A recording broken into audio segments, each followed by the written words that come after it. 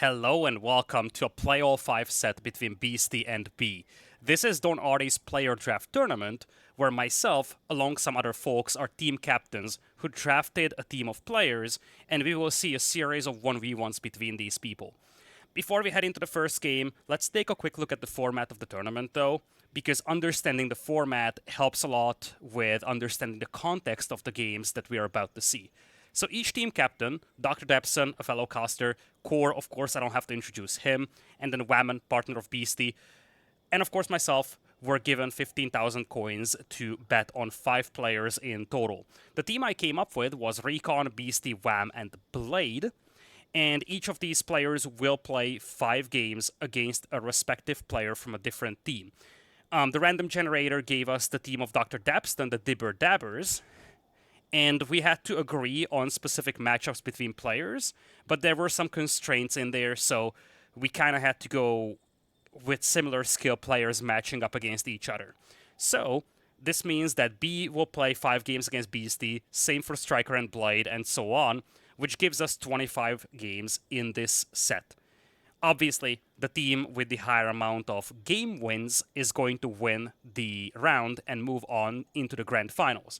On the other side of the bracket is Whammon's team facing off against Core. The winner of that will match up against the winner of this series. So the most important thing is that we're looking at game wins, not set wins. So every single game is going to count. So here we are in B versus Beastie. Well, let's take a look at the draft real quickly. We have 3 global bans on each side and then exclusive civilization picks. So what we have here is Mongols, Jeanne d'Arc, Delhi, English, and Byzantines for Beastie. And then, excluding the Order of the Dragon, just old school civilizations for B. There won't be any Chushi, Ayyubids, or Japanese in this series. With that said and done, let's jump into game number 1. Folks, I will put a link down in the description of this video to Don Artie's channels. Make sure you check him out. Make sure you share some love with this guy for putting this together, because this is an amazing tournament. I'm actually a huge fan of this, and I was very delighted to hear that he asked me to be a team captain. The drafting was a lot of fun, and now we're going to have this 5-game set between these 2 players. Now, most of these sets are happening at the same time, so it's not like players know in advance that, okay, I just need to win 2 games because the others have done well already. So, for these players, this is going to be an important set. B spawning in on the left side on Dry Arabia as the Ottomans in orange, and on the right side, it is going to be Beastie playing as the Delhi in teal.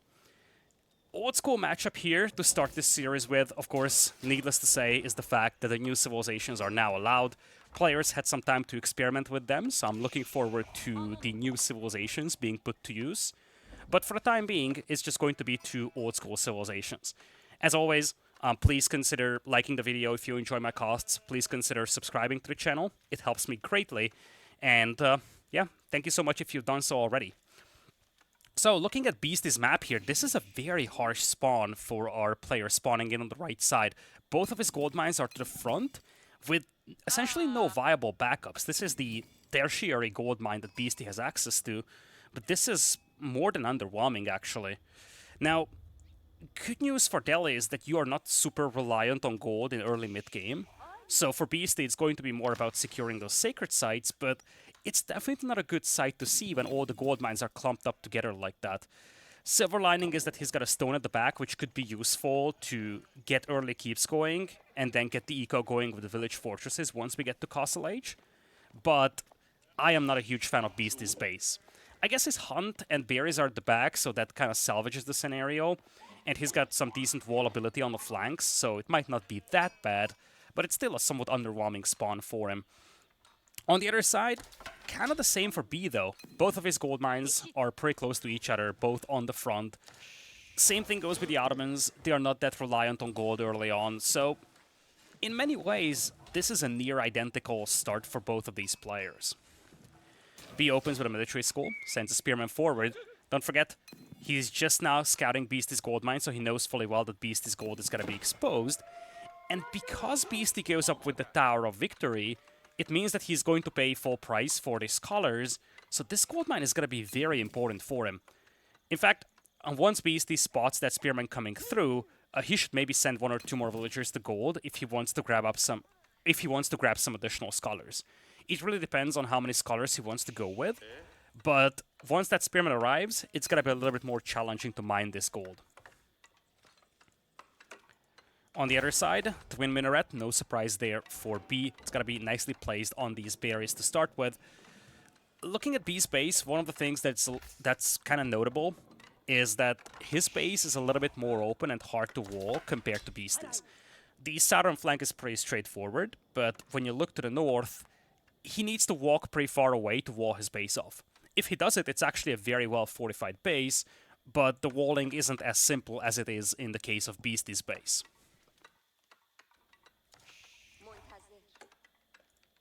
For now, the spearman never made it through, by the way. It encountered the wolf in the middle, took some damage, but then it returned home, and now they're just pushing in deer. Now, the spearmen seem to have a pretty large range when it comes to deer pushing. This is a new thing I learned today from Corvinus, actually.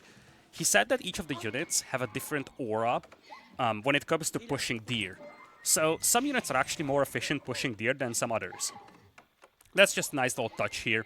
And I think spearmen probably have a pretty good aura, because we've seen players using spearmen very effectively to push deer.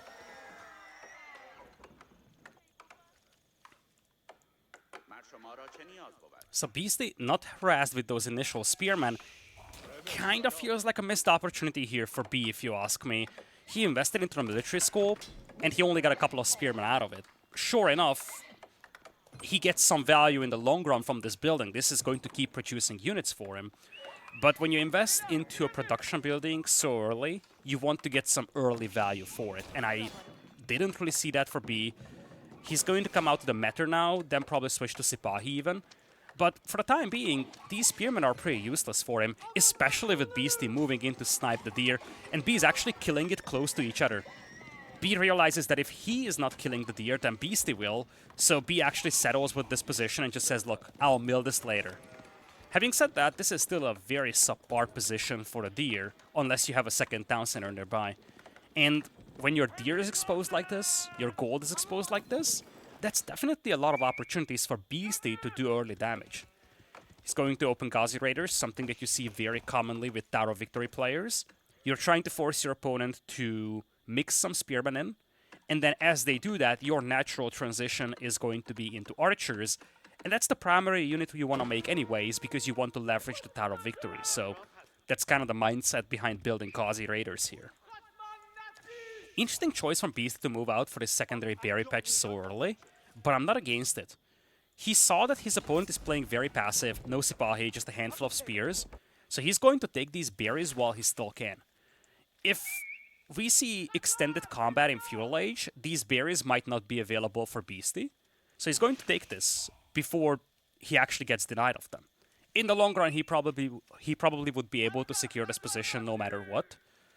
But there is going to be a window in this game, I feel, where this berry patch is going to be inaccessible. And Beastie is trying to avoid that from happening.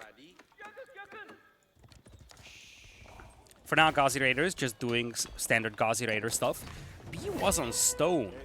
He actually mined quite some stone here, but it's not in... Yeah, it's definitely not town centers, of course. Kind of forgot that he's playing Ottomans, he's just placing military schools. He does have 2 military schools down there already, and he is coming out with the Sipahi. On the other side is just usual Ghazi Raiders from Beastie. He's just now dropping his range, has the blacksmith already. And I think he's going to move out for the sacred sites in a moment. Love these walls from B. This is going to secure the southern flank. He could have gone a little bit more passive with these walls, but the big thing here is that you want to make sure that you have these berries as well. I think that's the mindset behind placing those walls there. And with the spearman and the matter being nearby, Beastie is not going to catch this villager.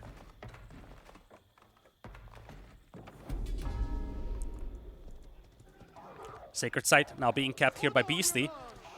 The 2 sacred sites to the north are the closest to each other, so it makes sense for Beastie to focus on those. You want to focus on the 2 that are close to each other, so that you don't have to move that much between the sacred sites that you are supposed to defend. Spearmen are coming out over here. Beastie doesn't have an answer to them right now, but it's only 3 spears against that many Ghazi Raiders. Beastie looking to take this fight here. He even has the healing ability of the Scholar there. Slowly but surely, the Spearmen are taken down. Beastie doing a good job pulling back the damaged Ghazi Raiders. And this is a nice cleanup by him. Matter is going to get out of there, so do the Sipahi. But this is a big win for Beastie, especially because he can heal this whole army up with the Scholar.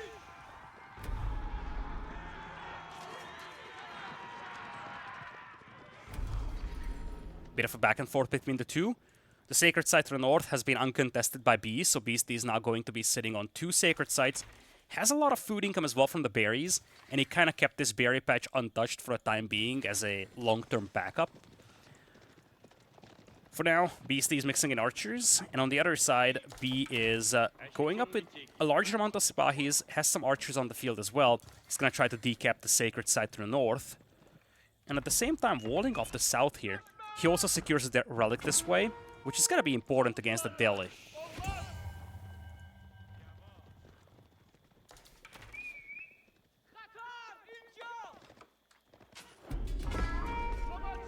Beastie's getting some walls going as well to the north of his base.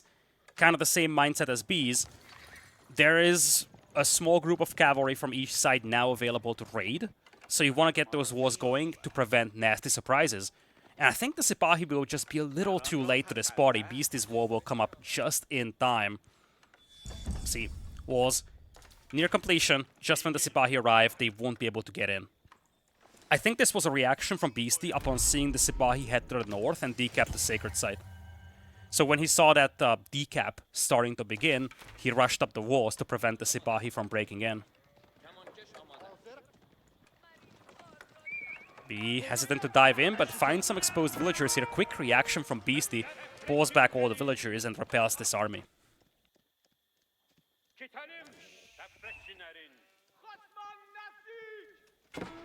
Beastie on the other side trying to do some damage as well. Quick reactions from Bee will prevent that from happening. And Bee is also a big believer in combat healing.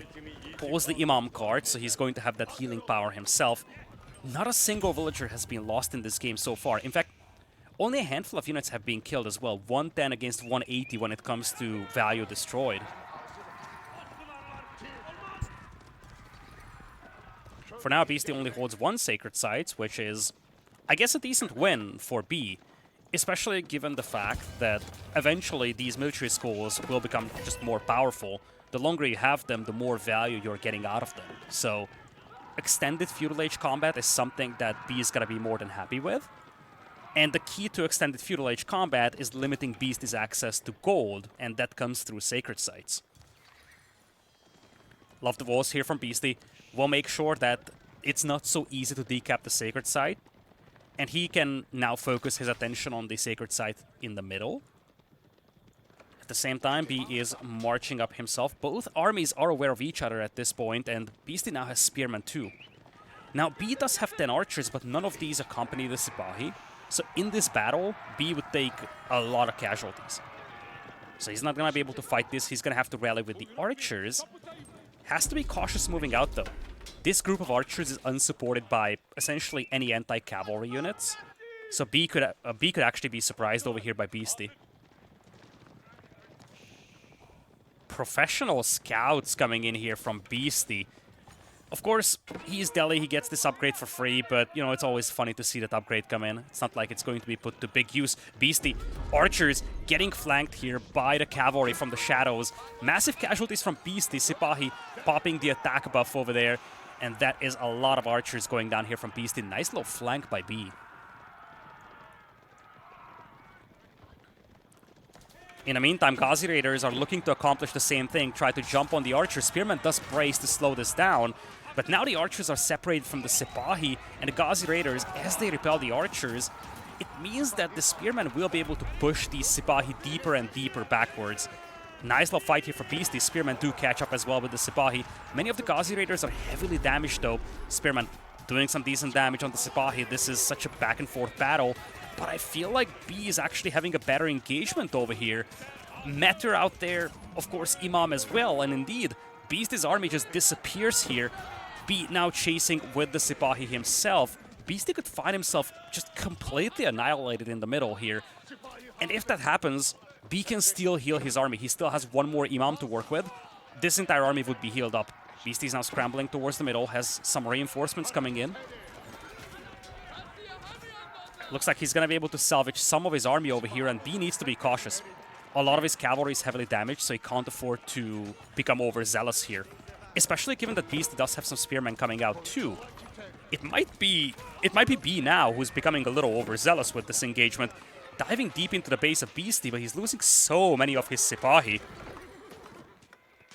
At the same time, Beastie looking bad with the numbers. Bee in a position to deny this gold mine. And Beastie is down to just a handful of archers at Ghazi Raiders. He still has 2 sacred sites though, so losing access to this gold mine is not catastrophic. But the numbers aren't looking good for Beastie. He's rushing up some barracks. He does have a lot of resources, but not many units are coming out of those production buildings. Side note is that B has all the blacksmith upgrades. Not so much for Beastie, and Beastie wants to go castle here. He can only do this because he still has access to safe food here, and he also has passive gold income from the sacred sites. This is why he's not producing any units. He's rushing up castle, and he wants to mix in men-at-arms.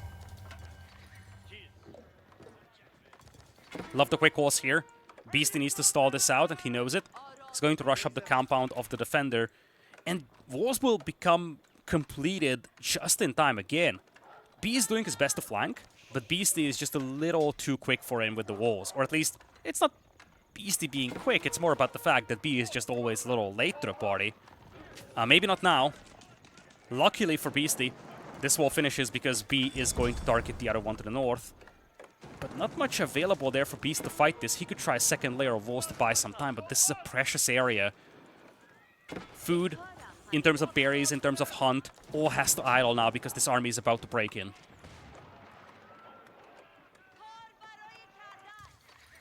Compound of Defender near completion for Beastie. There it is, landmark complete. Beastie can now start mixing in some men-at-arms. Only one of his 2 barracks are actually buffed by a scholar. So he's going to need some time, and what's more worrisome is the food situation for him. He doesn't have a lot of food to work with, and now B has almost doubled the army. Beastie sneaks out of his base though, clever move. Right now B is very focused on the eco of Beastie. It's remarkable to think that Beastie hasn't lost a single villager under these circumstances up until now. B is doing his best. He's actually doing a lot of good things here with this army. But Beastie still has 1 sacred site. And more importantly, Beastie hasn't lost a single vill. If he somehow weathers this storm, he's gonna be in a great position to win the game. Behind this, B is also piling up a lot of food. He might be thinking about Castle Age, but I wonder if these gold villagers were sent to mine gold or something, because B right now has no gold income, but he's floating a lot of food. Makes me wonder if he actually wanted to go castle here. Beastie's also sneaking in some relics here, so his passive resource income from the sacred site and some of the relics, it's going to salvage some of that inefficiency that he has in his eco. Now the problem for him is that he's Delhi, so he can't just rush the upgrades here for the archers or the Ghazi Raiders. His best unit right now are the men-at-arms. He only has 4 of those with 3 more in queue, and some lancers on the way as well, but this is a terrifying army from B. 27 Sipahi, quite some archers, even some Janissaries out there. But Beastie's back on the berries. He's playing this hide-and-seek game so well. The moment B's army moved out of his base, he pulled the villagers from the hunt, went back to the berries. If they come back inside his base, which by the way he re-walled, then he's once again going to shift to the hunt. And I think this is the big issue for B. His entire army is in one place, so he isn't really punishing Beastie for always being able to expand somewhere. I think B's position is still really good, though. That army is terrifying. It's not just the raw numbers, it's also the fact that they're buffed by a meter. And it's not like Beast has a massive technology advantage. He's actually finishing with veterancy on the archers, which is going to come in handy. But we're talking 12 archers against 28 archers on the other side and 30 Sipahi as well. I'm actually somewhat surprised that Beastie didn't actually, or that B didn't torch down this wall. I feel like that could have been a great opportunity for him. He's giving a lot of extra resources, kind of a lifeline to Beastie here with the sacred site being captured by Beastie still. Village fortresses are on the way and Beastie's mining a lot of stone. Once that hits, he can actually replenish some of his lost villagers. In fact, he can actually take over when it comes to the villager count. Nice little wrap by B over here. He finds some of these Lancers. Frankly, this is good for Beasty. When you spend 30 Sipahi chasing 2 Lancers, that's good for Beasty, especially because this initial army is now caught off guard. The cavalry is just not there. The Beasty is going to secure some much-needed breathing room for the time being. And these Lancers got away. The game plan for Beast is actually pretty clear. So it is for B. He just needs to finish off Beasty here, and he might actually find a window for this. Tower has been fortified and does have Springgold on it soon. So it's not going to be an easy fight for B, but he should be able to take this down fairly quickly. This is more alarming for B, though. The first villager casualty of the game is going to belong to B. Villagers getting caught off guard completely. And I actually wonder if B didn't scout this opening. He did. B scouted the opening, yet it is unwalled, and Beast is going to use that against him. Only one villager lost, though. He escapes through the gate. Clash in the middle. Once again, the cavalry is nowhere to be found. Beast is using this window where B went aggressive on the north, tried to pick off the villagers, but now the Sipahi are missing, and the valuable Janissaries are picked off from the back line by Beast's archers. This is veteran archers against ordinary ones, and the Sipahi aren't here to help. Beasty actually sacrificed some of his villagers over here, but the value is great here. He loses a couple of villagers, but he will have village fortresses, and he gets a window to drop a keep over here. Beasty now needs gold desperately, because he's making very gold-heavy units, and he no longer has the sacred site.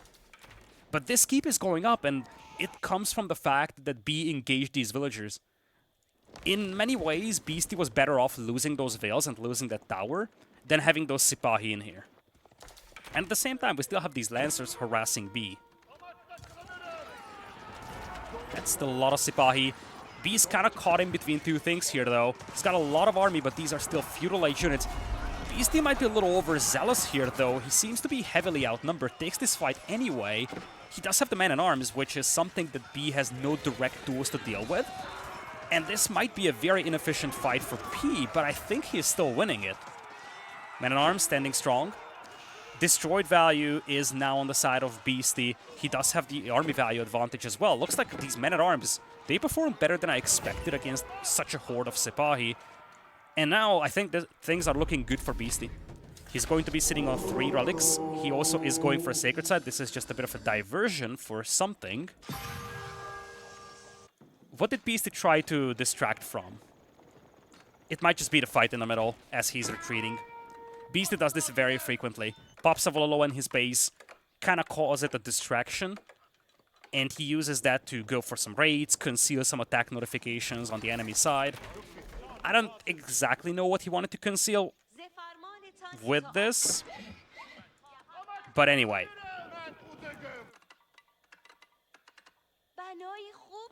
Beasty is now starting to be desperate for food. In fact, he's very desperate for food.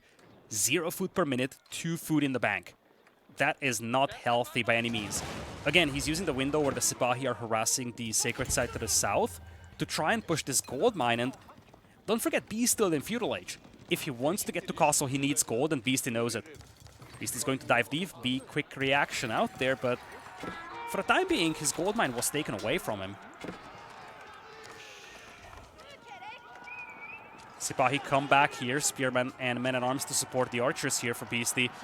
Once again, numbers seem to be favoring B here, but this is an inferior army. It's only a Feudal Age force. And many of the Sipahi are heavily damaged over here. Bit of fight in the middle. Archers are being focused down here by Beasty. Indeed, he's going to get cleaned up here. Sipahi just too much to handle this time around. And this might be a bad loss here for Beasty. I'm a little torn on what to say about this. Here's the thing. This is buying a lot of precious time for Beasty to make a farm transition. Gains some ground for him, allows him to pick up the relics. So in the very long run, this was an okay fight for him. But at the same time, he just lost a massive army and he's down to just 6 army right now.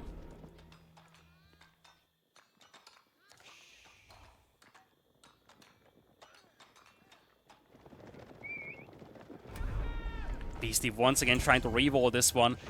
But this time around, B is going to arrive. Beasty does have the other 2 sacred sites, though. He even starts the sacred site countdown. But the reason why that's reasonable, or the reason why that's actually important, is because right now he's going to be on 4 relics, And there is also going to be 2 sacred sites for him.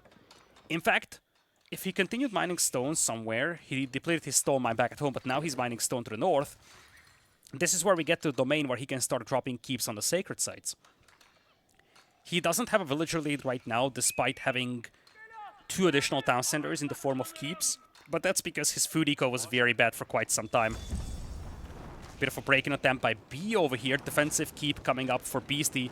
It's going to be completed just in time, so the villagers should be able to find some shelter in there. And once again, Bee isn't able to touch Beasty's eco. Excluding the 5 villagers killed over here to the north, Beasty didn't lose a single villager so far. On the way to Castle Age is going to be Bee, and seeing the castles, he opts to go for a second TC, knows that village fortresses are a thing for Beasty, so he needs to keep pace with the villagers, goes for a second town center himself.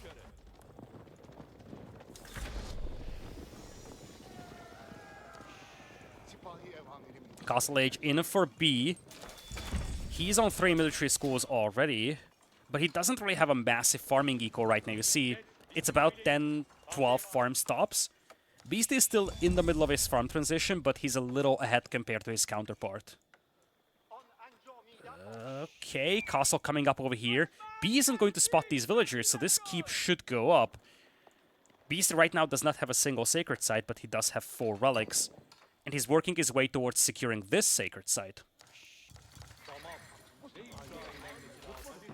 Looking at B, he is still sticking with the Sipahi for the time being. He's going for the veterancy on those.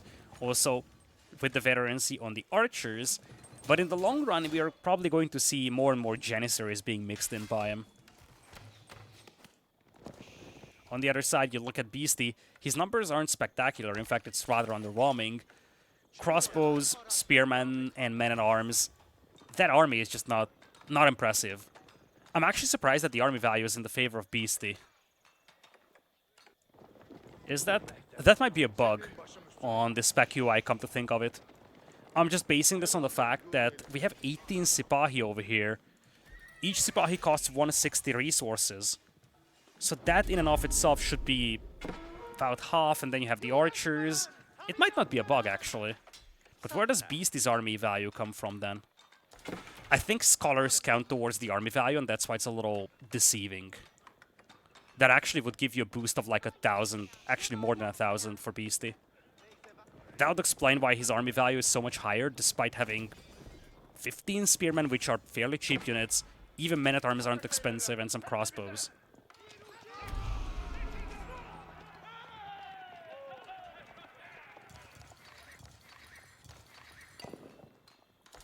Beasty did secure the northern sacred site here. He does have a keep there as well. And things are getting dicey for B here.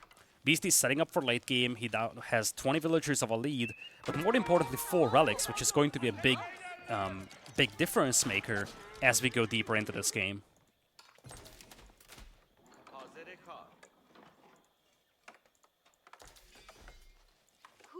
Siege engineering also on the way for Beasty, but once again, he gets it as a freebie, so this is not a matter of him wanting to build rams. And B is slowly creeping up with some walls here, kind of playing that onion warfare, just layers of walls. Beast is actually doing the same thing over here, just randomly ending this wall in the middle of nowhere. And both players are setting up for what could be a very long game here. Both players, of course, known for being exceptional in late game. If you ask me, in the very long run, I probably prefer Ottomans. But I think Delhi still have a fairly solid window for like 15 more minutes or so. Very late post-Imperial, I probably like the Ottomans a lot more. Especially considering that the military schools will keep pumping premium units forever. And there will be a point where gold starts running low for the players. Of course, Beasty is going to have the relics for him. But once we get to that very late game scenario, these military schools pumping out premium units will be immensely valuable.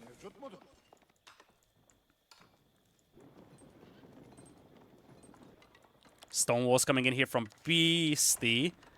So we're going to have these walls set up on both sides. Spy trying to raid over here. Scout, valiant effort to try and keep them out, but it's more about the spearman pushing them away. Beasty, no desire to fight this. He's just going to finish the walls. So looking at the ecos, it's kind of neck and neck, slightly better for Beasty probably. And Beasty does have 2k stone. He can turn that into additional keeps. he can turn that into some more stone walls. We're gonna have to see. Mangonel arrives on the front line here. Beast is gonna have to think twice about this, but he does have his own Mangonels too. Even some Springolds flanking. He could actually find a good shot here. Beastie does have a tower, which gives him a lot of line of sight, by the way. And that is something that he's going to use to take out the Mangonel from the other side. You see, Beastie, or Bee actually, he has a lot more limited vision compared to Beastie. And Beastie has used that to take out the Mangonel from the other side with the Springald. He also managed to yoink the Matter from the back of that army. So the buff is gone. The siege from the enemy is gone. Beastie is going to be able to finish his own walls. And he's creeping closer and closer towards that second sacred site. But look at what Bee is up to. Bee's not done here. He's going up with the Istanbul Observatory. Side note, Bee is going for a lumber camp on some straggler trees or a stealth forest. Could be a sign that he is starting to run low on wood, and that's kind of the case. That could be a win condition in the long run for Beastie. And the gold is also very exposed over here for Bee. Not just this gold mine, but this large gold, this gold, and this gold as well. We talked about this at the beginning. Both players had exposed gold mines on the front. Imperial Age is in for Bee, but he doesn't yet have any of the elite upgrades. And Beastie knows he needs to push this one. Beastie himself is going up to Imperial, but his upgrades will take a lot longer to research. So he needs to take this fight before elite upgrades come in for Bee, and Bee doesn't have any of those upgrades queued up. Mangonel setting up here, getting a beautiful volley on the archers. Crossbows from the back line, they won't find much value because most of the army from Bee here is light infantry or cavalry, and this is a beautiful cleanup by Bee. He should be able to clean this up without any issues. Archers dealing with the spearmen, and then Sipahi will clean up the rest. These crossbows had such a little value here for Beastie. Bee had not a single armored unit in this one. I guess he has 3 men-at-arms, but that's not much. Beautiful fight here for Bee. Destroyed value neck and neck between the two players. But Beastie walled himself off. He actually got some walls up here. I think that might prevent Bee from finishing these walls. And now we have more men-at-arms and spearmen coming out here from Beastie. I think he's now seeing the fact that his opponent doesn't have any armor-piercing units. So he's just going to play heavy into the men-at-arms. But it's going to take some time until these upgrades finish. 3 minutes to wait on the men-at-arms, for instance.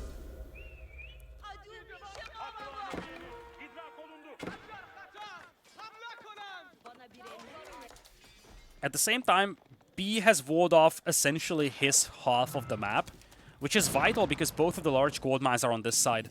Right now, Beastie has access to this gold, and of course this small gold as well. But Bee has a lot more gold to work with on his side of the map, and that's something that Beastie is going to have to address soon. Most obvious would be to take this one, and he's now trapping down the keep right next to it. But Bee is already depleting this, so if Beastie is slow, he's only going to find a heavily depleted gold mine here. Springolds trying to creep up over here. Beastie's going to have to respect that and call it a day. Population, essentially identical for the two players, as we do have stone walls coming up from Beastie as well. Bit of a skirmish. Beastie maybe a little overzealous with this push. He's probably looking for the Springald so that he can set up the Trebuchet. And indeed, Trebuchet keeps firing here. Villagers are nowhere to be found. They aren't repelling the keep up until now. Great Bombard makes an appearance on the playing field. And with the walls open, Sipahi will just flood through. Beastie doesn't have anything here that defends the Springolds, or the Trebuchets, beg your pardon. Choke point will make his life a little easier, but these Trebuchets will be gone in a second. Quick strike here by Bee. And his army numbers are looking so much better. 60 to just 20 here from Beastie.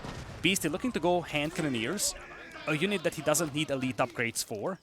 But his numbers are just not there right now. A single Great Bombard is the tool of assaulting this castle, I guess, for Bee. But this is going to buy some time for Beastie. Much needed time he needs to get his men-at-arms upgrades. He's 20 seconds away. And more importantly, to get his army on track.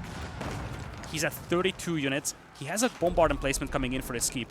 It's an expensive emplacement, so you want to repair this keep once this is complete. I don't see any villagers nearby to repair it, though. Yeah, Beastie is going to cancel cannon emplacement and just forfeit this keep. Fall back a little more. Numbers are rising for him, 174, but B is at population cap right now. Good news for Beasty is that B's army isn't spectacular. Most notably, he is still lacking elite upgrades, both for the archers and the Sipahi. And that can be a game changer. Beasty now has elite men-at-arms. His spearmen are still lacking the upgrade, and he won't even have that, but he does have hand cannoneers. Springgold might find a good angle on the Great Bombard. Gets a first shot out. Looks like fight is going to happen. Great Bombard targeted by the Springgold, and this is a much better army for Beasty now. A lot of spears. More importantly, some men-at-arms to soak up the arrow fire with, and some hand cannoneers firing from the back line. This is an efficient engagement against an army that does not have the elite upgrades. Very surprising from B, I must say, not having elite upgrades for any of his troops in this army, despite having the resources for it. Springgolds did trade against each other, but this army from B just evaporates. Beasty pushing this one back off the back of a much higher quality army now. 10,700 when it comes to army value against just 5 grand. Beasty is lacking siege to counterattack this castle, but there's no boiling oil on this even. He could just straight up torch this down.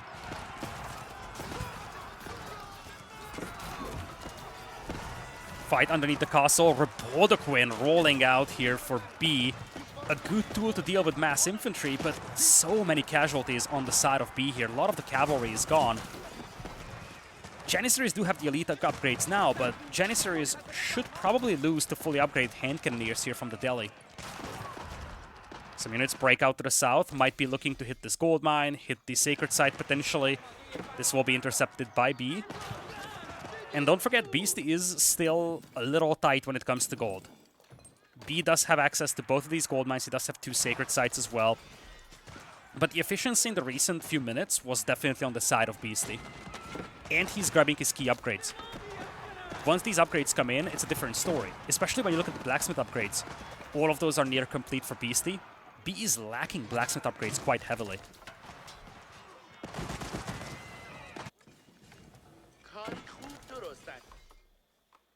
Ecos neck and neck when it comes to the villager count, but when you look at the resource income, Beasty has a 1,000 food per minute advantage.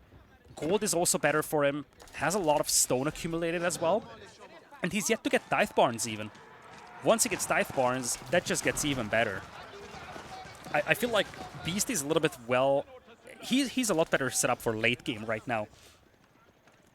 I think B's position is still great, because he does have control over both gold mines here. Sure enough, Beasty does have 4 relics, but especially right now, those gold mines are probably worth more. But Beasty's set up very well for a very long game.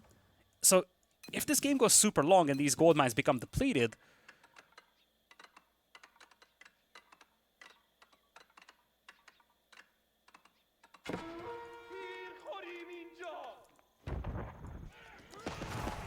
little fight in the middle. Bombards are now setting up for Beasty. This is the first time that he's using bombards. So far he's been using traps. But this is going to unlock a lot more firepower against this keep. He's trying to focus down the Rebodoquin for the time being, just making sure that those Rebodoquin don't butcher his army. Villagers have to be sent in there for B to repair, but this is going to be a costly repair. Sipahi also sent out still only veterans here for B. He's now low on gold, but Sipahi upgrades are now coming in. He should wait with this fight, but I don't think he can. He's trying to save this keep here. Rebodoquin line up for some fire, though. That's a beautiful wall is coming out. Hand cannoneers close the distance, snipe it out. Sipahi getting rid of the cannon, though. Kind of an even trade between the 2 players here, but looks like B might be having a little bit more momentum in this engagement. Forces Beasty back for the time being. Beasty looking to drop a keep over here. At the end of the day, Beasty also inflicted heavy casualties on the opposing side, but he gained some ground. It's really just a couple of inches, but right now this is going to be a game of inches. Love this keep from Beasty, though.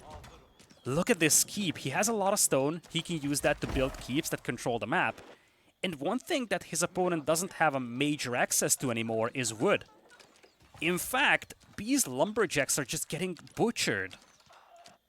Where is he chopping wood even? These wood lines are becoming sad. B is still fine for the time being, but in the long run he's going to have to address this keep, because his access to wood is now going to be very, very limited. That's a problem. He needs to make siege weapons. Even with the armory giving him some freebies, he still needs to mass-produce siege weapons. and he's going to need a lot of wood for that. Revolta Queen are actually getting sniped out by the hand cannoneer over here from Beasty. Only hand cannoneer on the field though, kind of glass cannon unit, gets picked off easily. So Beasty's gonna have to just fall back for the time being. He does have a keep up now, so this position is a little bit more fortified.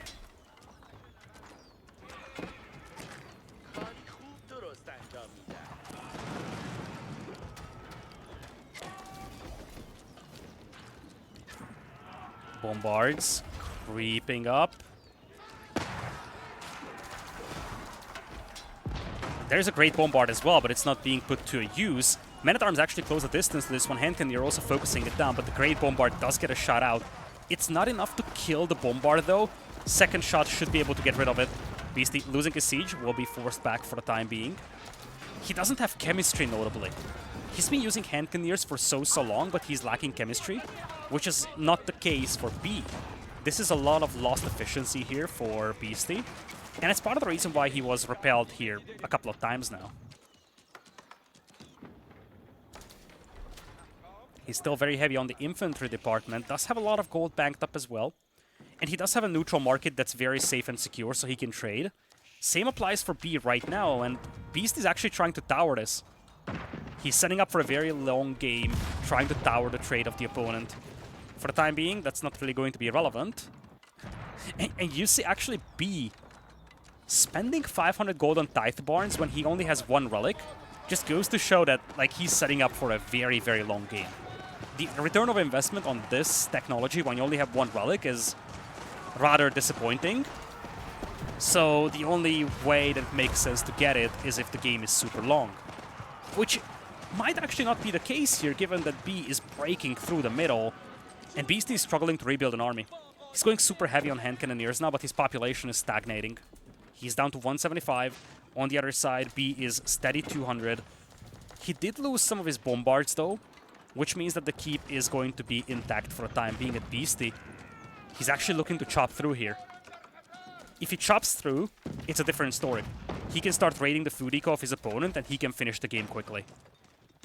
At the same time, a ram push attempt to the south, trying to kind of spearhead Beastie's way towards this gold mine. Shouldn't really accomplish much, with the Sipahi being nearby. Blacksmith upgrades are slowly coming in as well for B. Beastie's stacking up a lot of resources, though. He's even digging some trenches here, dropping some palisades, just to make sure that a sudden cavalry charge can't get rid of his siege. B, for quite some time, he's been the defender in these engagements. Now he's going to take the initiative. He's going to blast his way through the walls on the north. He's going to try to send in the Sipahi. He actually finds a lot of lumberjacks over here, many of which are very heavily damaged. This is just going to be a cleanup here by B. Gets rid of so many villas, but there's an opening now. Later on, this will become relevant, I feel. Bombards also blast away through this wall, but at the same time, Beast is going to try to use this opportunity to push the middle. He actually does get a force to the south, so both players have their lumberjacks raided, gold miners as well, but reactions are quick for the time being for B. He's going to get out of there quickly. Villager KD, neck and neck once again. Markets are being set up by B. Not so much for Beastie, at least for the time being. Beast is sitting at 1,500 gold per minute, and look at Beastie. He bumped into these walls, and he's like, okay, we're just gonna build some rams on the field.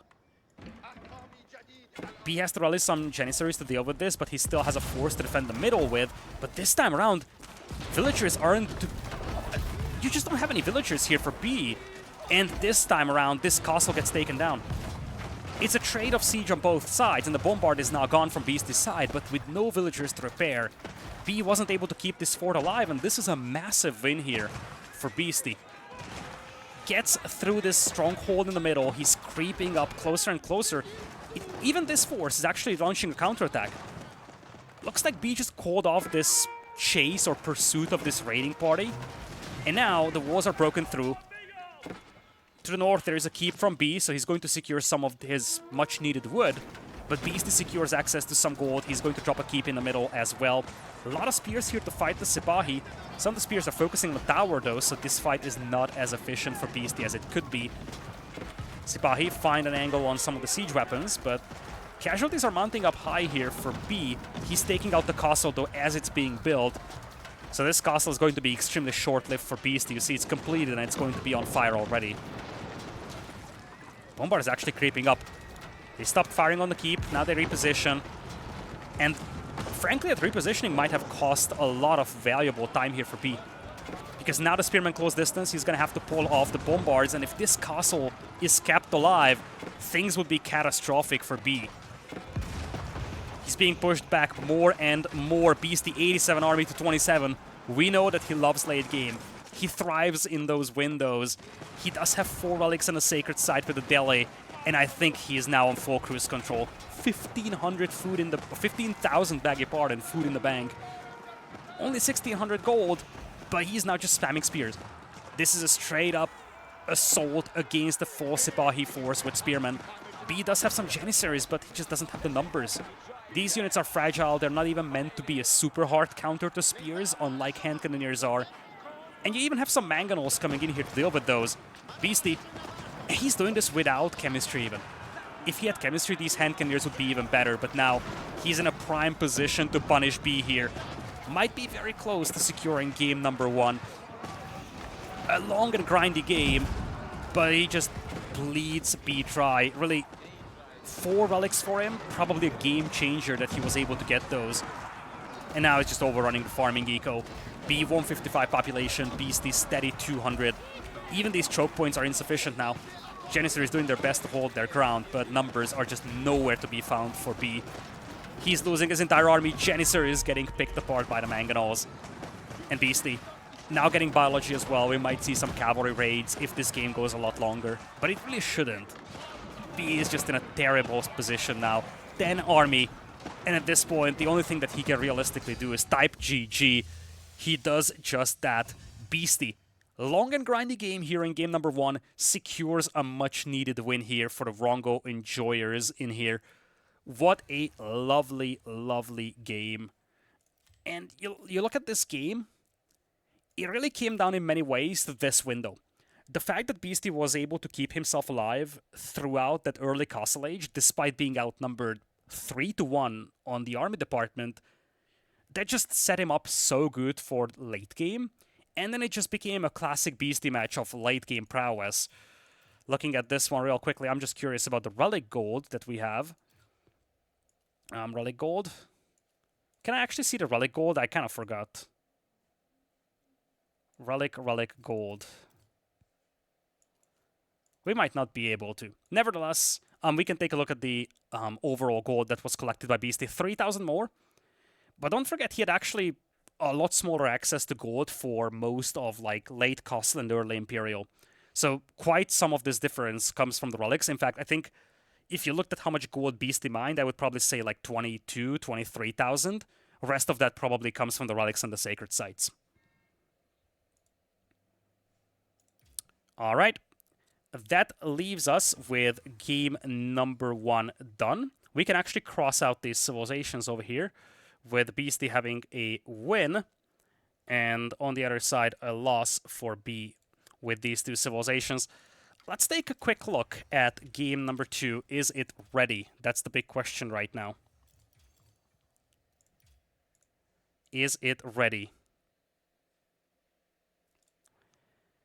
I think we might need to take a very short break over here, so I'll be back very soon with game number 2.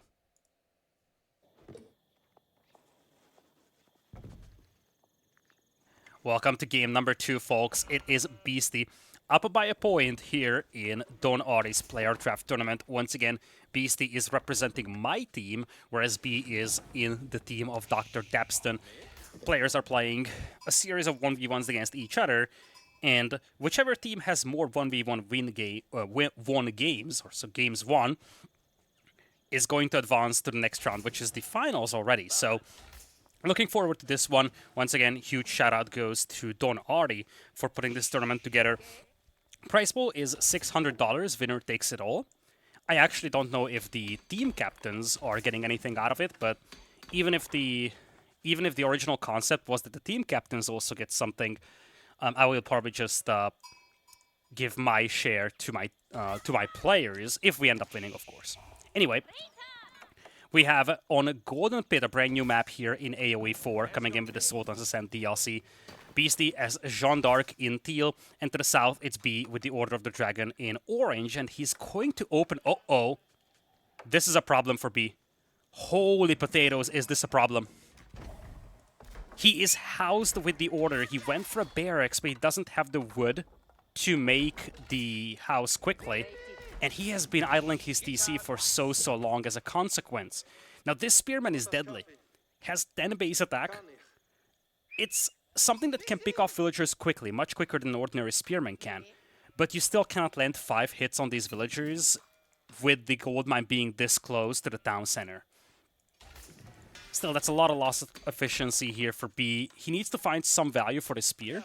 I love this opening against French, but Beasty's coming in with a quick wall, and there's a big change of features in this game compared to the old version of the game. Now these walls snap to the gold mine, and it looks like the... Oh my lord, the Spearman is coming into the range of the town center. Had to walk around, and that is a GG from B. I assume it's a GG. I don't think it's a crash, but I'm gonna have to double check here real quickly. It would explain why I couldn't just jump into the live game and why I had to actually check for the recorded game. And it seems like it actually was a GG, folks. It wasn't a crash. It was a GG, so Beasty secures a super quick victory here. I don't know what to say.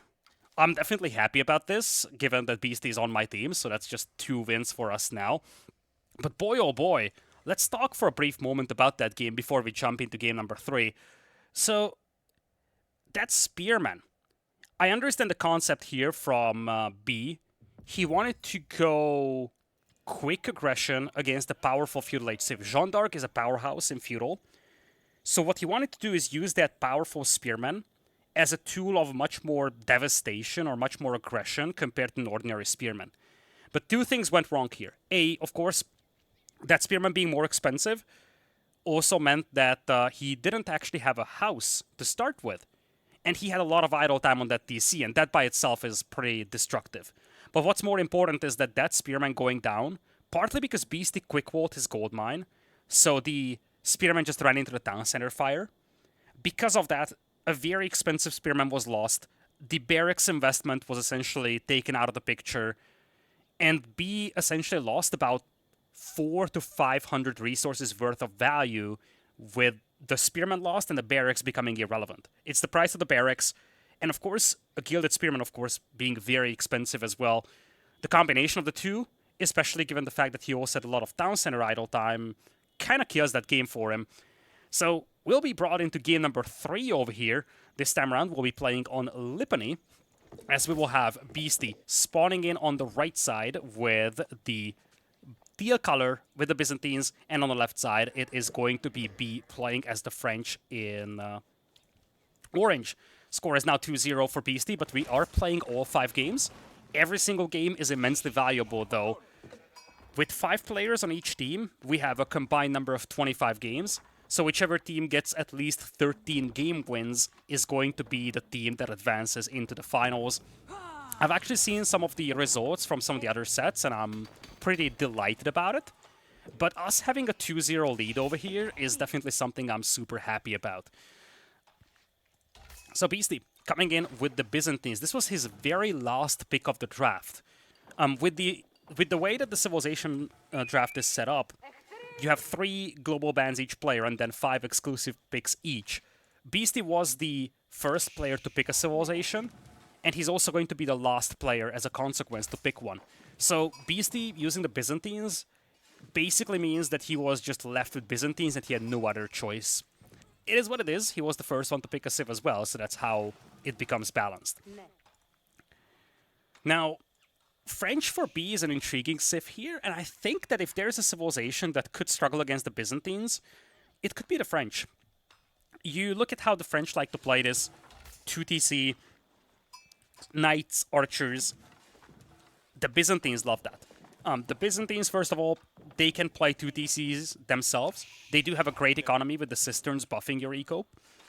But what I love the most about the Byzantines against the French is the Limitani. the fact that you have those units that can absorb a lot of arrow fire and also at the same time be a good unit against cavalry is a thing that's difficult for the French to deal with. And I think that's going to be something that helps Beastie have a lot of options to defend early on, and then just drag this game out a little, unlock Cataphracts, and then take it from there. Second Cistern coming in early, that's not something that we commonly see from Byzantine players, though, of course, we do have to highlight that build orders are still in their infancy, with the DLC only having been released a couple of days ago. But this second Cistern means that now we have a double buff. We're going to have 10% gather rate increase for these players. And with Beastie already being on stone, I'm actually wondering if this is going to be for a second TC. This could be a very intriguing build, actually. Because you see, he already has 86 stone. He's actually going to get some more stone from constructing buildings, including the landmark that he's aging up with. So by the time he actually gets the Feudal, he might have enough stone for a TC. We'll have to see. It might also be just for a third Cistern, to be honest. That would actually be a very sick approach. A third Cistern here would be very similar to what you get from the Aachen Chapel, essentially. It's actually better than that because you can expand your aura. Beast is going to age up with the Hippodrome, so we won't see a lot of olive oil being gathered for the time being. Probably won't see many mercenaries. Instead, it's just going to be Triumph Horsemen being utilized to harass, keep track of the enemy knights. Probably a Horseman-Spearman combination to open with. And then we'll have to see where Beast takes it from there. But he's very heavy on the stone when you consider the fact that he's also getting buffed here. And that's a third Cistern. Okay. So there isn't going to be any additional TCs. This is just going to be a 1 TC juggernaut. This is very, very similar to an HRE player playing this matchup. It's not common that the HRE player plays a Spearman Horseman. But if you tell an HRE player, look, you gotta fight the French in Feudal Age, then their best way of doing this is place the Aachen Chapel, of course, have a powerful economy, and play into Spearmen and Horsemen. It's actually a very similar mindset that we have here for Beastie. So it's going to be a triple Cistern build. On the other side, no surprise, of course, it is just a good old-fashioned French opening. Very heavy on the gold is B. So he's going to play heavy into the knights. Beastie actually looking out for this position. Sees that his opponent already moved on the hunt. Now, I love this move. He knows fully well that Beastie, first of all, is not in Feudal Age. Second, in a matchup like this, French is supposed to be the aggressor early on. So if you're the aggressor, you can actually afford to get out on the deer early, because you don't anticipate early counterattacks. Eventually, Beast is going to try to use these horsemen and also get the Expilatores tech. Grab those upgrades, and he's going to try to hunt some villagers for bounty. In fact, he might do the exact thing with this horseman. Indeed, it's rallied here to the food villagers. B should know that this is coming. Although one big question is whether B scouted the landmark. And he didn't. This is huge, folks.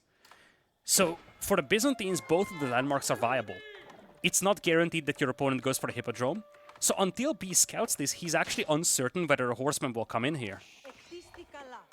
Expilatores complete. This is beautiful timing by Beastie. He's coming in here with the horseman. Actually finds the villager that's closest to the TC. Growing pains here for B. This is a lovely raid by Beastie, and he would be given 20 gold if he kills that Vil. Behind this, you see, his eco has a plus 15% buff.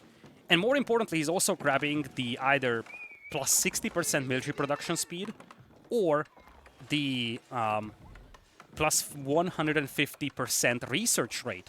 So he's actually using that to grab Quick Wheelbarrow. Also grabbing the Border Settlements tech. But I just love how Beastie's playing this. I'm not gonna lie. First of all, I think it's a big issue that B didn't scout the Hippodrome. Against the Byzantines, you need to know what landmark they're aging up with. And Beastie got a freebie with that villager killed. At the same time, Beastie's playing a very defensive game over here, walling. He's also going to have 3 of the cisterns set up already, and he now finds another raiding opportunity. Nice little shuffling with the villagers from B to prevent the villager from being picked. But this is a lovely raid from Beastie. Not just the idle time, it's damage as well on the villagers, and every time a villager gets killed, Beasty is going to be rewarded with a bunch of gold for that. Barracks has been denied. Beasty also clearly sees what B is up to. And things are starting to pile up against B here. His knights haven't been able to accomplish much. Now Beasty has some Limitani as well. I think Beasty is back on Conscriptio. So you see, these guys take only 11 seconds to build. They're actually very quick to build them. And Beasty is just running circles around his opponent. Horsemen are quicker than knights, so Beasty can always disengage from these fights.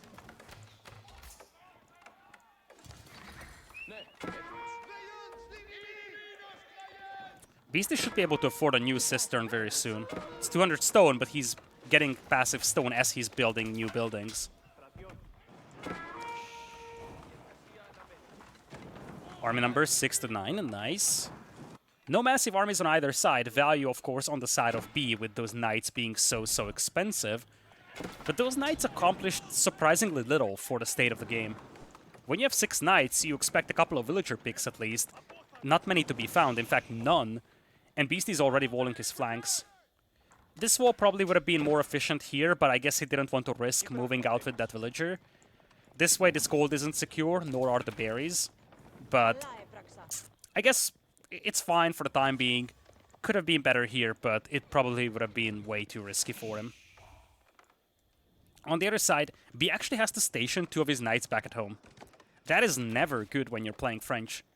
Having to keep a bunch of knights at home just to defend is probably the worst thing that can happen to you, and now I see stone being mined by B. If this is for a second TC, I feel like B is in a tough spot. He made a lot of expensive knights, got absolutely no return value for them. And he's going to play 2 TCs, but he's going to be heavily delayed towards the second TC. Meanwhile, Beasty has been leveraging the plus 15% getter rate for quite some time. And he's shifting heavily towards gold.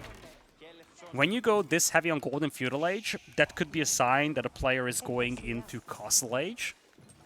And it might actually be a semi-fast castle from Beasty here. He doesn't have a spectacular food income right now, so it's going to take some time until he gets the food for it. But he's very heavy on gold still. Horsemen now looping around. Knights are stationed back at home. Actually, 4 knights hiding in the shadows. Beasty should not fight this. But when he sees 4 knights, actually 5 knights now for B stationed back at home, he should be more than happy. Additionally, the knights don't have line of sight on them, because there is no scout accompanying them. Beasty does have a scout, so his vision is much larger here. He knows about the knights, but the knights don't know about him. You can actually see this. Knights have no idea, and Beasty does. This is extremely important, because right now, Beasty can wait until these knights leave. In the meantime, B's scout is accompanying these knights. He's also helping these knights find targets. But because Beasty is walled, that really doesn't help at all. Oh, Limitani having a great engagement over here, focusing on the knight, also trying to get rid of the scout, and they do. All the vision is now taken off, and this is an amazing engagement here for Beasty. A lot of damage done on the knights. Here come the additional Limitani. Scout was also taken care of, so no vision for his opponent, and this is just as good as it gets. Knights have been pulled back, many of them heavily damaged. This is where you could actually rally these forces to intercept them. Beasty doesn't need to, but that's an option. Second TC on the way for B. Has 9 knights, 8 spears. But Beasty's getting more and more map control here, and he's actually building up a massive army. Beasty also has quite some olive oil to work with. If you wanted to go for this mercenary camp, he would get Musafati and Camel Archers. Camel Archers would be intriguing against this, to be honest. They could pick off the spears, and they also debuff the enemy knights. And look at this opportunistic play by Beasty. He was waiting for those knights to leave all along. That's the value that you get from scouting, and that's why you oftentimes have a scout with a cavalry raiding party. You need that intel, and Beasty used it perfectly. 3 villagers killed for him now. His base back at home is secure, and I feel like Beasty's playing the civilization with confidence, whereas I see it be a little stuck in this one, to be honest. His army is still considerable, but I didn't see any aggression coming out from B. This was a surprisingly passive Feudal Age for a French player, and I'm a little concerned for B's sake for this. When You invest into that many knights and you don't get any value out of them, that's usually a very bad sign. And now, Beasty is going to shelter this army in the Stealth Forest. He's going to be building the siege, or he's going to build some rams with siege engineering. Knights are now healing up, but many of them are heavily damaged, so they will take some time until they actually finish healing. Beast does have 10 Limitani, 16 archers, and a handful of horsemen. Probably could use some more Limitani against that many knights, but it depends on what this fight looks like, potentially.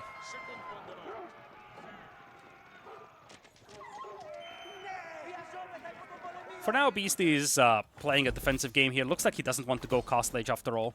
He's just grabbing a lot of upgrades, so that's why he sent villagers to gold. Now he's building the 4th aqueduct. That's going to raise the bonus to 20%.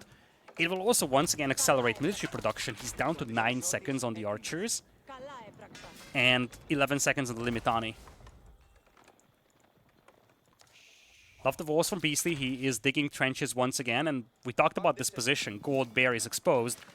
With those walls completed, B won't really be able to raid him. And this is part of the reason why I'm oftentimes so perplexed about players not making walls, especially when they play against the French. The French knights will try to raid. If you make walls, you can make it substantially more difficult.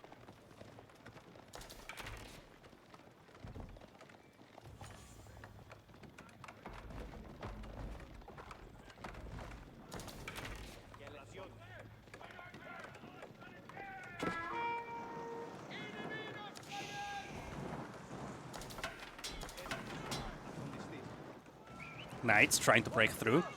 Beast is going to use this window to send the horsemen against the enemy base. He does have enough Limitani to hold these knights at bay. And detaching the knights means that, or detaching the horsemen actually, means that he can actually punish B for not having much of an army overall back at home. Nice, the horsemen raid once again, another villager force from B. B does have an 11 villagers lead, but don't forget, Beasty on the other hand does have plus 20% boost on every single villager he has. Looking at resources, neither of the players are thinking about Castle Age just yet. But Beasty is still on 1 TC. Eventually he might want to consider a second TC, but I think he's fine for the time being. Takes a decent engagement over here, does have a lot more archers than B might have anticipated. And this means that B is going to have to scramble and retreat. A lot of army lost over here in this retreat.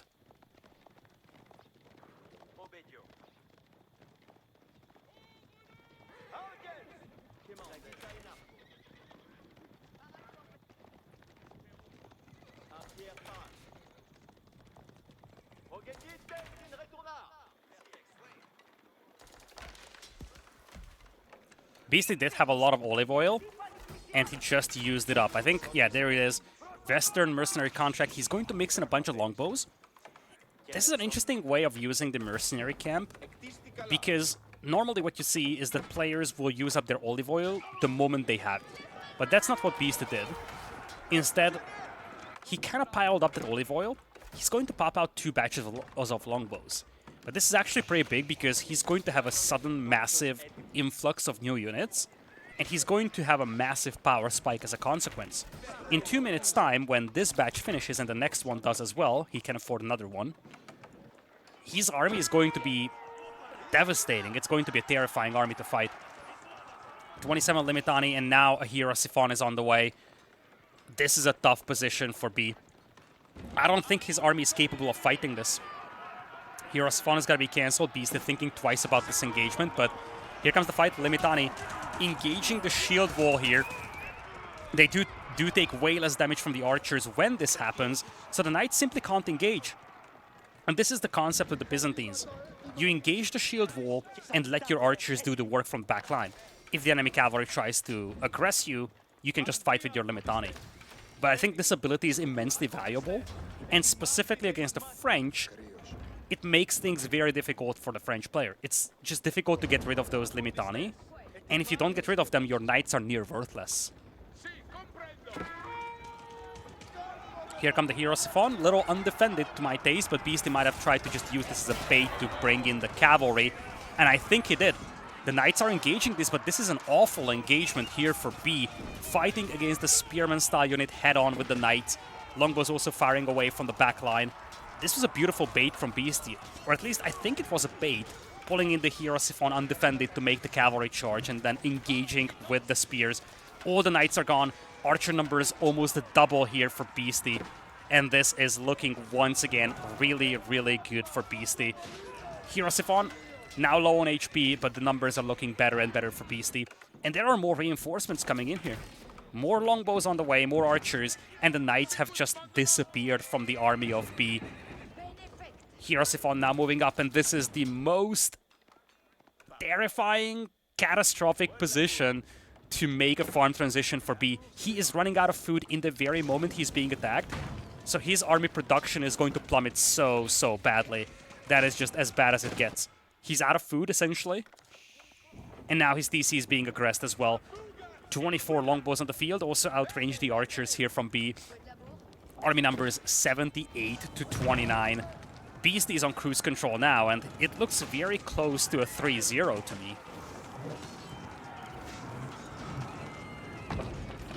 Hero Siphon setting that town center on fire, both of them still alive. Archer's gone from B, essentially. There's also defensive tower helping out, but it is just too little for B at this point. Byzantines, Beastie leveraging that plus 20% boost on the eco, will sweep the French. Beastie moves on to a 3-0 lead in this set here. Dominant so far in every single game. Of course, previous game, very quick out there, but this one, just a lovely build order from the Byzantines. This is a first to me. This is the first time seeing a build order of this style, but I kind of loved it, and I think it worked perfectly against what the French were trying to do in Feudal Age. They want to fight in Long Feudal, you fight them in Long Feudal, and you just overwhelm them off the back of a much stronger economy. And when we look at the eco, it shows. Food is slightly better for Beastie. Actually, I'm surprised. I guess part of this is olive oil, though. You see the resources. Food, wood, essentially identical, kind of stone as well. Gold is actually better for the French player. But 3,300 olive oil, that converts to 30 longbowmen. And that's probably the difference maker in these fights. And of course, let's not forget that Beastie managed to get rid of those knights in an engagement with the Limitani. And once the knights were gone, there was just no turning back. That's where the knights all disappeared.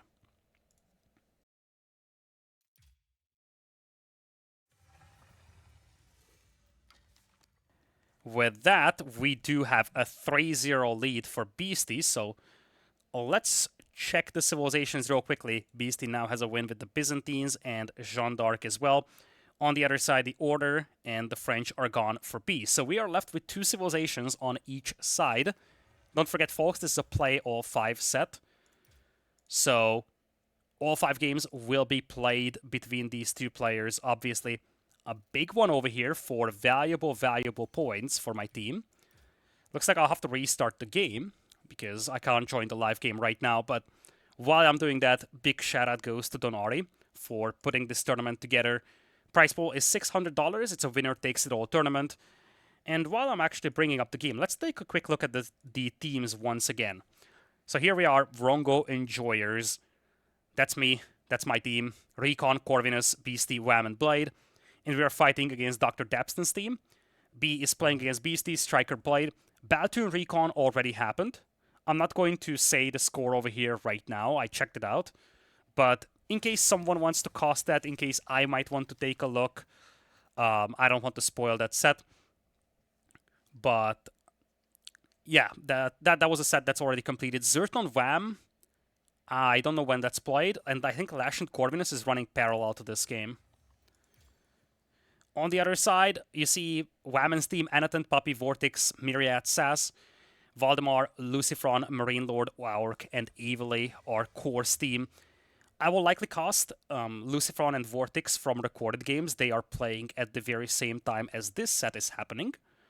If you want to check that out, I appreciate if you subscribe to the channel so you don't miss that.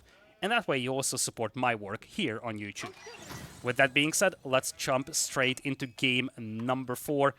It is Beastie versus B. Beastie having a 3-0 lead now. He's going to be spawning on the northern side of the map. The map, of course, is going to be Rocky River.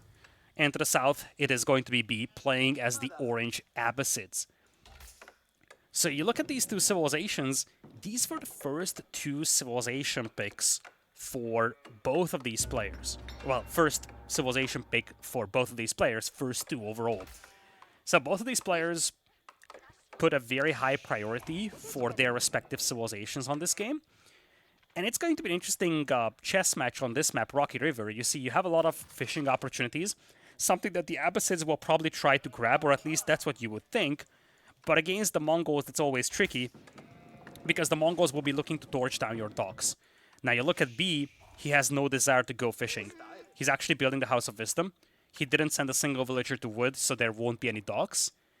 And you see, Beasty is going for barracks already. I'm actually wondering if Beasty is assuming that his opponent is going to play docks, so he's just going to go as a direct counter into a barracks, get some spearmen out, or he actually, yeah, I think that's a realistic option. Come to think of it, alternative is that you want to pressure the gold or stone mine of the Abbasid player, so this barracks could serve multiple purposes. But if you assume that your opponent wants to go for a dock, you definitely go for barracks here with the Mongols. Beasty didn't see a single dock, but he didn't even scout all the pawns.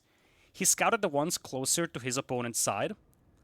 I think the way that this map spawns is that you are a little offset compared to like the halfway mark of the map. So if Beasty spawns on this side of the halfway mark, then you're essentially going to have B spawning in on the south and not in the eastern corner. Now the reason why that's important is because Beasty that way, he knows which pawns are closest to B, and he's scouting those specifically.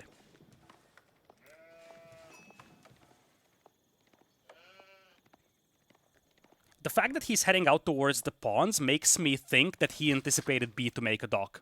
So it looks like these mind games were actually won by B. You see, it's not just the spearman being pulled, but the villager. Villager could have been for a tower. And I think this is where Beasty realizes that there isn't any docks from his opponent. B, in the meantime, was successful gathering sheep, by the way, so that's definitely a win there for him. And when you look at B, he's just rushing Feudal. He's doing that with the military wing, so he is going to get 2 spearmen, 2 archers, which is actually a great combination to deal with this initial aggression. And maybe after that, you can move out towards the pawns. B aggroing the boar over here on the villager of his opponent, but villager should be able to flee over here. Single hit is delivered on the Vil. A second one is not going to follow, though. Still, this villager has been damaged. Beautiful tower spot by Beasty over here. That would be a very, very bad tower to fight against for B, given that this is also his gold and stone, even his backup gold. So for B, he would be cut off from a lot of valuable resources. And if he wanted to go 2 TCs, then he's also cut off from the stone.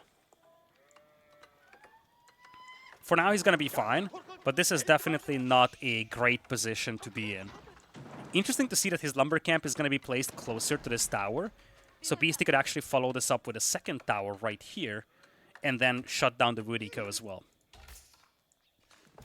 Beasty, of course, is going to be slow to Feudal Age, given that he has invested into some Feudal Age aggression. But with the military wing coming in here, B should be able to repel this, and he needs to pick the Vil. That's the big thing here. Beast is actually going to fight this knowing that he needs the tower to complete. B is going to dive the villager.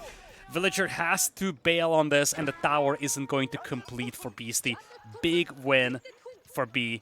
Timing was just perfect on this. Tower does not complete. In fact, Beasty probably should cancel this. Indeed, he does.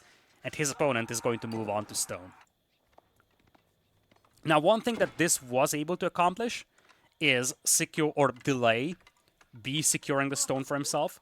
So B's a little later on stone than what he should be when it comes to building 2 TCs. But he has already collected the wood he needs, so it's not going to be a catastrophic delay.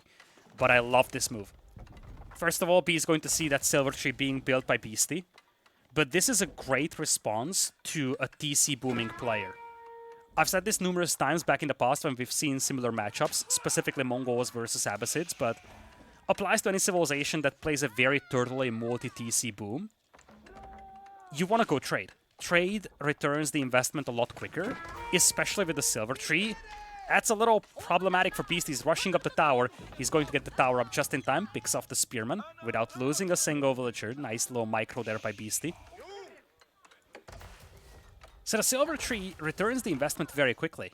Problem for Beastie is that B has seen this. So for B, he needs to make sure he intercepts these traders. And if you are B, you probably want to go for an early stable, get some horsemen out.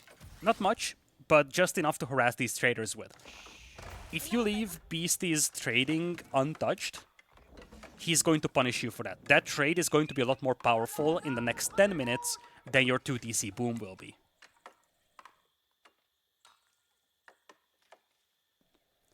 Villagers moving all the way to the middle, though. Interesting game plan by B. He's going to place that TC on the berries, double hunt, although these are small deer packs. But you have quite a few of them, actually. This is 9 deer, if I'm not mistaken, all in total. Indeed, 9 deer, berries, and multiple droplets of shorefish. This is a lovely, lovely TC spot for B.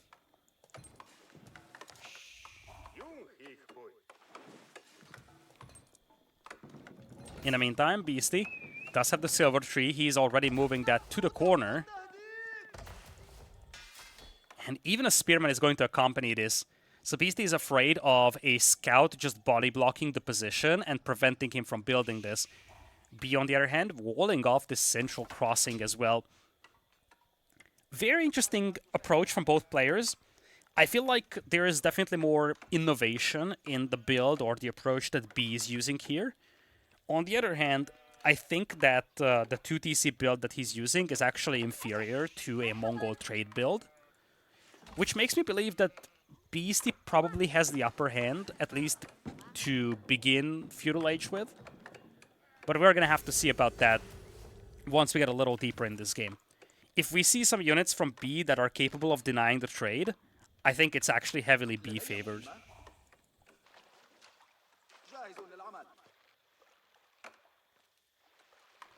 For now, no additional units come out from B, though. He's on 2 TCs. He's still heavy on gold, by the way. 5 vills. Could just be a semi-fast castle approach. There is a barracks on the way, anticipating horsemen from Beastie, but Beastie wants none of that. Beastie is not even making any new army. It's just going to be traders for the time being. Now, these traders will be immensely valuable. And as I said, they return the investment very quickly. This is, I think, the biggest concern for B right now. You see, eco numbers are actually neck and neck, despite him having this town center up for quite some time. And don't forget, it's not like, okay, I have the town center, you need to make the villager, and that villager needs to justify the investment. Not just the investment into the villager itself, but the additional town center as well. On the other side, Beastie got this landmark for the cost of the age up only. He has to invest into the traders, but those give him immediate benefits. And I think that's part of the reason why this tower was so impactful for Beastie. Delaying this town center, even just by half a minute to a minute, means that B doesn't have a much higher villager count or worker count than what Beastie has. In fact, right now Beastie does have the lead.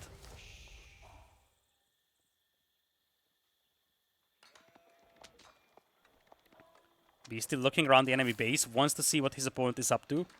He's focusing very heavily on the gold mine, which is often an indicator of a player wanting to go to Castle Age. For now, B is heavy on gold, but most of that goes into upgrades. He's grabbing textiles, he's grabbing the spearman upgrade, he's gotten some eco upgrades. But if he keeps some more units on that gold, it's a different story. We might see Castle Age. It's not gonna be immediate though, because we have some horsemen and camel archers coming in. And this is where I'm starting to say that if these units make it to the other side of the map, Beastie is going to be in a big trouble. Towers are coming up for Beastie to secure the trade, but there will be gaps where these units can sneak past and then just pick off the traders. Beastie is going to need something that deals with the cavalry and the camels very quickly. He sees the cavalry coming through. He's making spears for the time being. I think that's because he didn't see the camel archers just yet. He's trying to aggro the board, trying to get some freebies on those units. He won't be given any. But Beastie does have a dock over here, and this is a strong point. This is a position where Beastie could make a combat ship and make it impossible for these units to pass, or at least make it very costly. So, I guess for B, the main crossing point should be this area. Look at Beastie, though. He's piling up resources for Castle Age. We talked about this. It takes so little time for this trade to pay off. Before B would show up with his army, Beastie is going to be in Castle Age. And I think B is missing a huge opportunity here.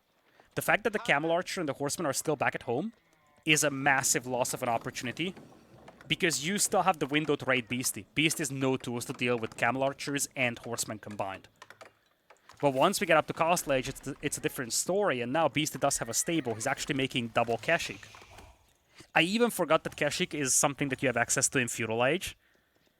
So he doesn't even need Castle Age to get a formidable counter unit out for this.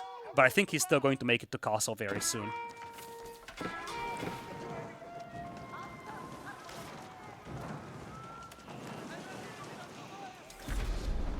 Beasty does have the eco lead even. 54 eco as compared to 49. Part of that is fishing, by the way. So, as much as B does have the second TC, Beasty made some fishing boats. Beautiful demo ship attempt over here, but Beasty unable to connect. B quick with the reaction. Beasty tried something cheeky though. Just testing if B is actually paying attention, but B actually did pay attention. Looks like Beasty isn't gonna go castle here. He's going to need some units to defend against this one. He has resources to get to castle fairly quickly, but I think he doesn't want to risk it right now. Light chunk out. Makes it a little bit more difficult to aggress this one dog. And there's going to be a demo accompanying this as well. That's a nice combination. Demo being made 7 seconds away. The junk is getting some valuable hits on these troops. And you see right now, Beasties are trying to split up the units, trying to get a demo hit going. Actually gets the kill on the camel. That is a lovely, lovely find. It's only 2 units killed, but one of those is the only camel that his opponent had. B had 1 camel archer. That's a unit that costs 240 resources, and Beastie eliminated that. That is such a massive amount of value. And now the Keshik, they'll be a lot more effective than they would have been. Army numbers are still looking a lot better for B, though. Some more spears, some more Keshik coming in here. Not many more archers queued up for Beastie. Keshik getting a good charge, eliminating the scout, depriving his opponent of vision. And now Beastie's gonna fall back to the safety of his DC. He needs to keep that trade alive. Takes this fight over here. Horsemen actually charge into the spears. Keshik also helping out here. Nice micro by Beastie. The value destroyed is actually starting to rise up very rapidly for him. 760 against 610. But this in and of itself is insufficient because he needs to keep that trade alive. Here come the cavalry. This is exactly what B needs to finish this game and take the first victory in there. Keshik trying to intercept reinforcements, trying to fight this group of horsemen. Many of the horsemen are heavily damaged. Beast is given a lot of time to get some additional Keshik on the field though, but he's sacrificing traders for this. That might backfire in the long run. Nice little surround by B here. Gets some good hits on these archers. Con buff coming in as well, but B's army just looks overwhelming here. Quality is better on the troops of Beastie though. He's doing a good job with the micro, focusing on the spears with the archers. And looks like B just does not have enough spearmen to deal with all the Keshik. Massive casualties on both sides, but Beastie comes out victorious from this engagement. Means that his trade is still intact.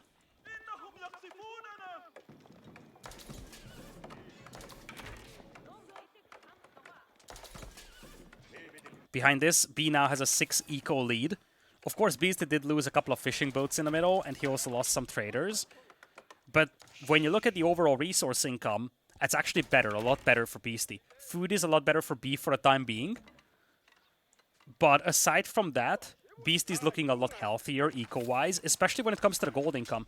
And I think the time has come for him to get to Castle Age. He's dropping multiple ranges and stables as well. He could double down on Feudal Age aggression as well, but I feel like there is more value in Castle Age here. At the same time, B is grabbing a lot of blacksmith upgrades. He has no desire to go up to Castle Age just yet. Of course, whenever Beastie goes up to Castle Age, that's a window where B could punish, and he's got twice the army size. But he's actually at a very far away position from Beastie's base, and Beastie's going up with the Kurotai. Now, this landmark is great as long as you take fights nearby, but B is never going to take a fight nearby because he knows that it would be catastrophic for him. So this is a tricky landmark for Beastie to use. It's a great landmark as long as he's the aggressor. But right now, he's going to be the defender for the time being. He's also grabbing the mobility upgrade, so he can actually move that Kurotai quicker. And those initial Kashik actually warn him about these troops coming in. He's still going to lose a handful of traders, though. Needs to shift to this side. Beastie's army is still very disappointing here. And he's grabbing the Kashik upgrade as we speak. Now he's up to Castle Age. So this is where Bee's army might actually start struggling against that force.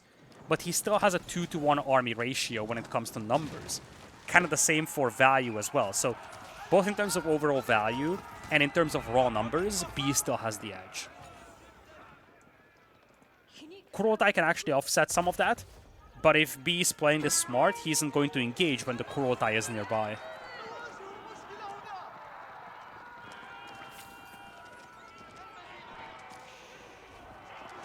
Kurotai should deploy over here.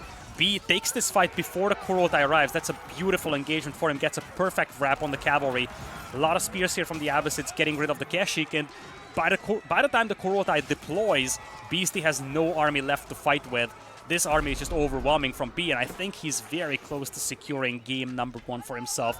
A much-needed game here after 3 consecutive wins from Beastie. The trade. It's the counter strategy to the 2TC build from the Abbasids. But the response from Bee was perfect. It was a textbook response. If you see trade, you gotta raid it. And that's exactly what he did. Did a good job stretching out Beastie's attention in multiple fronts. And also, that deadly combination of Abbasid Horseman, Spearman, and the Camel Archer, of course, providing the debuff on the Kashik, meant that Beastie struggled to take good engagements. Of course, raw numbers also heavily favoring Bee here. But in the end, raw numbers flooding Beastie's eco and killing the trade, that was the recipe for success here for Bee, and he is going to get a point for his team over here, makes this set 3-1.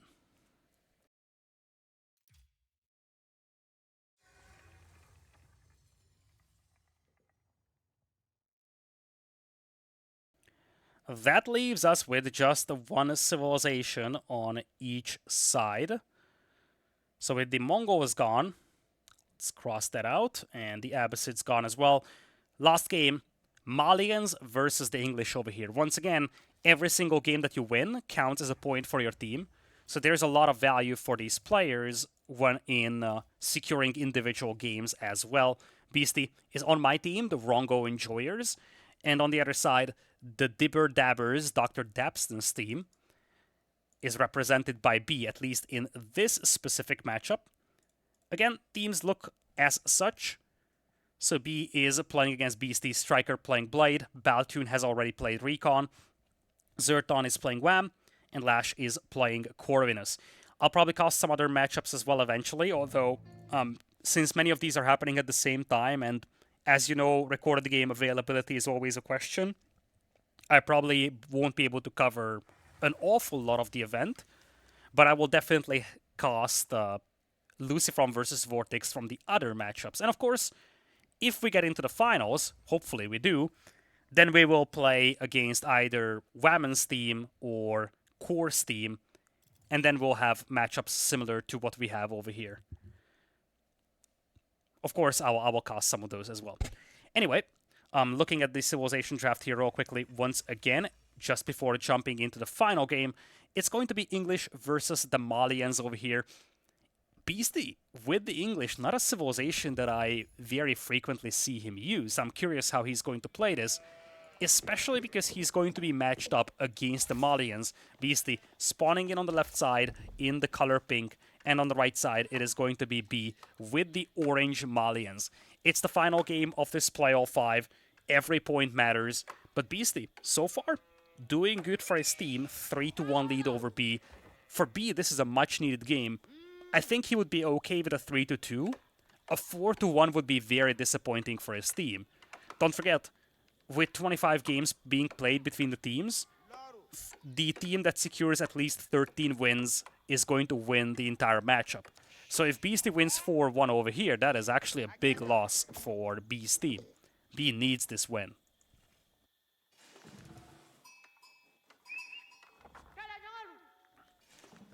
Looking at the map over here, we are, by the way, playing on a Gorge once again. a new map, as we have some Dark Age farming from Beastie. In general, I haven't really seen many competitive English games recently, but the ones I did, we didn't see much of a Dark Age farming. This was a kind of old school meta pioneered by Mista back quite some time ago. Curious to see how this is going to be played by Beastie. His gold mine is very, very exposed, and on this map you do not have a lot of safe gold to work with. In fact, you just have one safe gold mine. It's actually on the front, so you can't even call that safe. And all the backup gold is kind of offset to the sides. Now, in a long game, the Malians will love that because they have a lot of places to build pit mines to. But in a short game, this could be catastrophic for either of these players. You lose access to your gold, you're going to struggle very, very badly. And here's what I'm looking at right now. If you lose access to the gold, the Malians struggle very badly against the English. English mix of longbows and spearmen, which is essentially the most elementary combination of units that you can make, is a combination that the Malians struggle against very badly if they do not have access to javelin throwers. And javelin throwers do cost gold. So one of the things that will be important to look out for B is sneaking out of his base and establishing additional pit mines, especially considering that the English are notoriously slow. So they will struggle to keep pace of villagers that sneak out, build pit mines, secure hunt in these faraway pockets. I feel like if you're B, that's your recipe for success. Mansaquari rushed up with 7 villagers here for B. Beastie taking a little slower age up here with just 4 villagers on the council hall.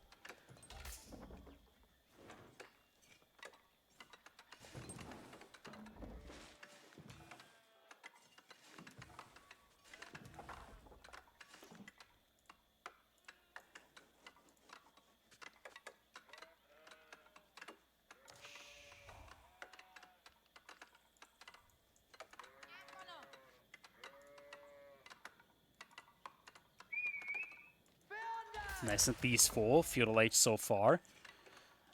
So, let's talk about this matchup in the long run, though, because I think that's an intriguing one, especially because this is not a matchup that we commonly see. A lot is going to come down to both of these players having access to gold, but specifically B. B is a lot more...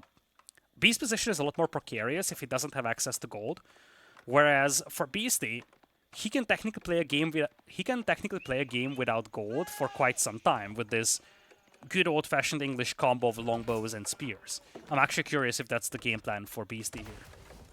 He does have some farming set up already, so that's always nice to see. On the other side, we could see a cattle-based build for B, especially given that you don't have a lot of safe food that you can work with in the long run.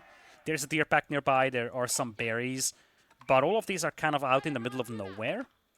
And when you're playing with the Malians, I feel like your recipe for success is playing a condensed base. Definitely want to sneak some villagers out eventually, but I think there's a lot of value in playing into cattles and just making sure that you don't have to expose your villagers on the hunt, on the berries, or whatever. Longbow's coming over. Beastie is active scouting the enemy base. I don't see anything when it comes to production from B just yet. He doesn't need to rush this. His gold mine is going to be secure for the time being, and he's going to go for a range. Now, this is where things get interesting. Javelin throwers will be able to repel what Beastie has over here. Question is, how many of those can you get out? And Beastie's coming in with a tower. He wants to shut down that gold mining. He wants to establish his network of castles aura. I feel like it really is a Hail Mary in many ways from Beastie, because if javelin throwers come out in large numbers, English will struggle very badly against that. Now, punishing this is gonna be tough for Beastie, because he's facing a pit mine with 102 gold per minute, plus a Monza Quarry. That gives you 175-ish gold per minute. When you look at the javelin throwers, that's about 4 javelin throwers per minute. I feel like B can get enough javelin throwers to repel Beastie's aggression over here. At least as long as the pit mine is standing. If the pit mine is gone, the Monza Quarry in itself isn't going to be sufficient. And this is exactly what I wanted to see from B. Moving out to the villager, sneaking out a pit mine. Because as long as you have a pit mine going, you have a consistent gold income that you can turn into javelin throwers. And those javelin throwers will be able to repel Beastie's longbows. Beastie's very active scouting, so the reason why he's not making spears is because he didn't see a single stable from his opponent. No sofas, no warrior scouts on the horizon.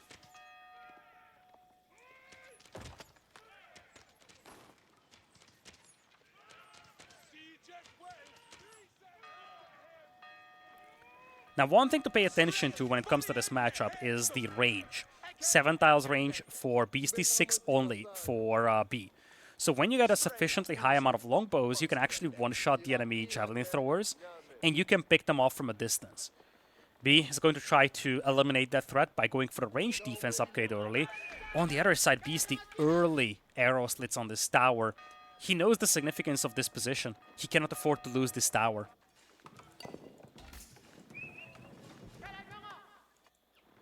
Longbow's kind of getting caught off guard over here, if you ask me. They're kind of in the middle of nowhere. I'm a little puzzled by this for Beastie. He's trying to pull this army all the way back into his base. Javelin throwers pursuing. Feels like a diversion to me, but I'm not certain at this point. He could focus the scout. That's exactly what he's doing. B doing a good job pulling back said scout.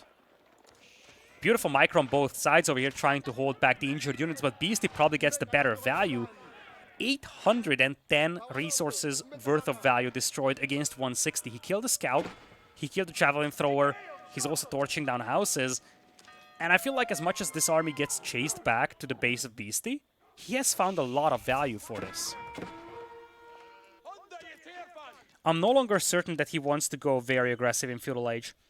I think he tried doing this, and now he's seeing that his opponent managed to get enough javelin throwers out to repel him. But I do not know what transition Beastie can make. As I'm looking at his base, I'm seeing horsemen. I would have thought horsemen are legitimate, but you see them so rarely from English. So I wouldn't have thought that Beastie was gonna go horseman. That's the natural response, but millions of times have we seen English players being reluctant to switch into horsemen. I love this move though. In many ways, it's unpredictable because, as I said, even though it's the natural counter to javelin throwers, it's not something that you commonly see from English players, and it's a beautiful cleanup by Beastie. We'll get rid of most of these javelin throwers. That value destroyed keeps increasing. And this can snowball out of control very quickly because this is a massive momentum switch. Suddenly, Beastie is the player who has a unit that his opponent does not have a counter to. These horsemen also introduce a new element to this game, something that Beastie did not have so far, which is torches. Now he can torch the pit mines. Now he also has mobility, which is not something that you commonly have for an English Feudal Age player. Means that he can also try raiding this gold mine, torching down the houses. And if this game starts getting long, those stables will allow him to get knights once he gets Castle Age. And that gives him map control. Map control gives him relics. I think the cavalry switch here is immensely valuable for Beastie. And I also think that him using that cavalry switch as a tool to establish early map control and secure the hunt and the boar is also a great way to do this. Right now, I feel like the last 3 minutes, the game plan for Beastie seems a lot more legitimate. It's in many ways a counter to what B is doing. Whereas right now, looking at B, I just feel like it's a brute force Malian game. You have a Juggernaut eco, a very sturdy unit composition. In general, Malians are a tough civilization to beat. And right now, that's what we're seeing from B. He's setting up cattle in the corner. Oh, horsemen arriving to the gold mine, though. It's only javelin throwers to defend this. This is not a good engagement for B. He's got a lot of javelin throwers, and Beastie's got to be hesitant to engage this. But once he gets a couple more horsemen, it's a different story. He also caught a glimpse of this army being here. So he's probably going to swing to the other gold mine to torch down some houses. And behind this, he's thinking about Castle Age. Beastie's using that boar as a tool to get to Castle. And that's where things get very dicey for B. When you look at the eco for B, it's probably a lot better than Beastie's overall. Despite the fact that his food income is still kind of lackluster right now. That will soon change with the cattle being introduced. But that's why it's so valuable for Beastie to beat him to Castle Age. It gives him the Council Hall, a second town center, so he can build a villager lead. And it also gives him the access to the relics, plus of course knights as well, but relics are a big thing here to offset the eco difference between the two players.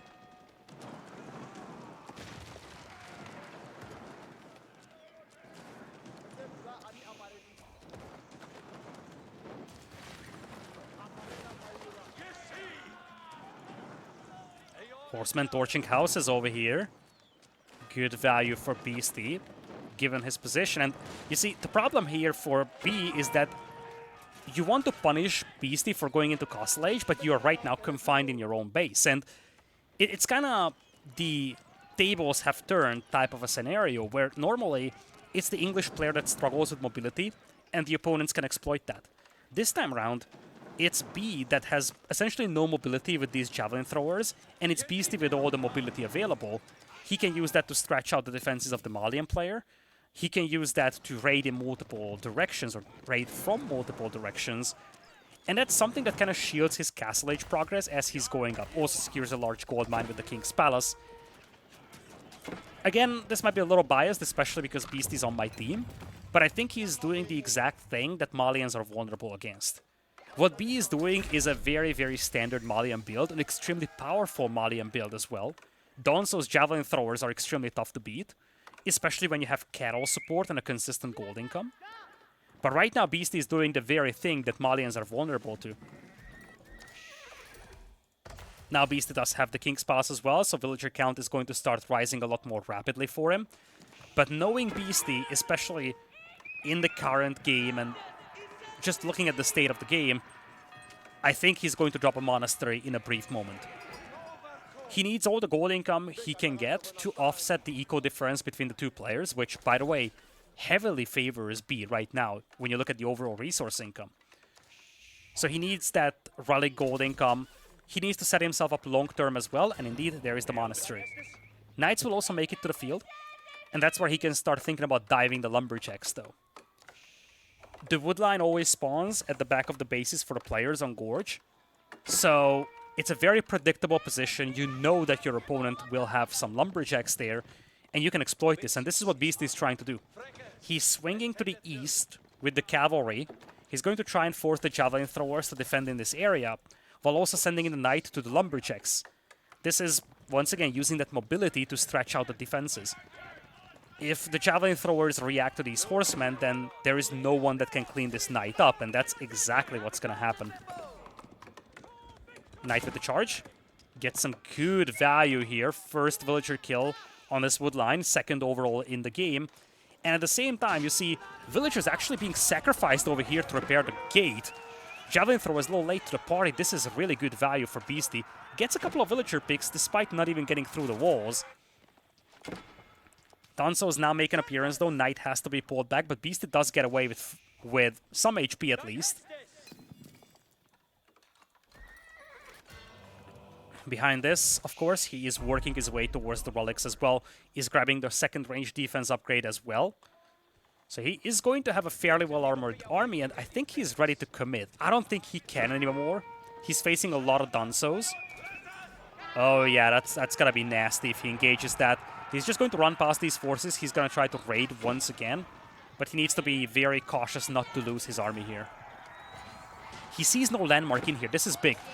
Beasty knows that the Grand Fulani Corral is nowhere close to being built. He's just running past at this point, and he wants to wipe out the eco. Jumps on the villagers, does not get any kills though. This is a great diversion. Keeps B pinned inside his base, but Beasty didn't kill a single villager so far. This does force a lot of idle time though. Villagers had to flee. Gold miners are idled right now. And Beasty is just using this to gain all the map control, secure the relics. But eventually his knights should be cleaned up here.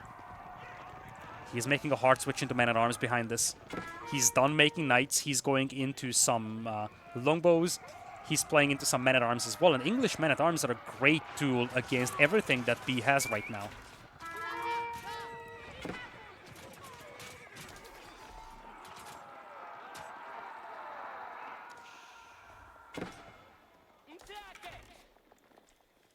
Once again, these knights will swing out, although this time around they just bump into these walls.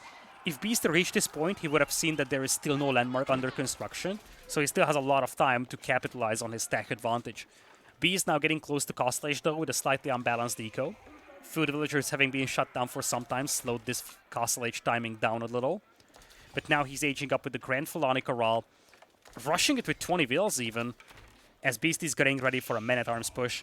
Beastie bringing back relic number 4 as well, and relic number 5 is also guaranteed. Beastie will be on 5 relics in this game, folks.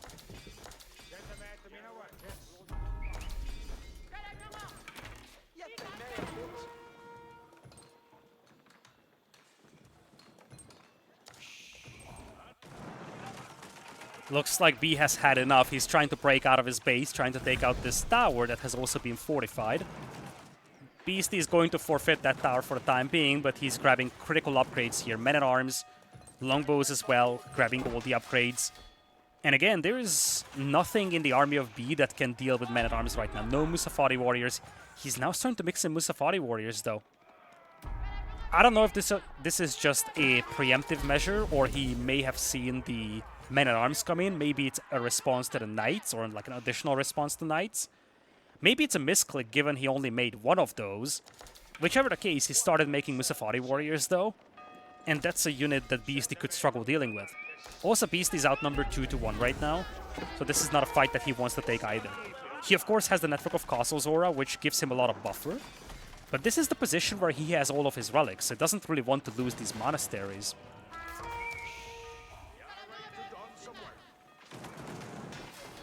For the time being, Beastie is surrendering a couple of these production buildings to buy some extra time. And he does have 21 men-at-arms. Somewhat surprisingly, all of them are sent to deal with a couple of warrior scouts that are raiding. Now, if you're B, you want to yoink some of those relics. You see double monasteries, that means that your opponent has at least 3 relics, but presumably more. That means you want to yoink some of them. He torched down one of the monasteries, he's now focusing the second. I don't think he has a monastery on his own, though. He is mixing in a lot of Musafari warriors, however, and that's not something that Beastie has any tools against. He's got only 8 longbows. And the army ratio is still 2-1. I think B's position here is really good. It is really good, and I wonder if losing all that cavalry is something that's very problematic for Beastie right now. That cavalry would be immensely valuable as an auxiliary in this fight. For now, he's going to live to see another day, but all the relics have been ejected from the monasteries. And his opponent is in Castle Age.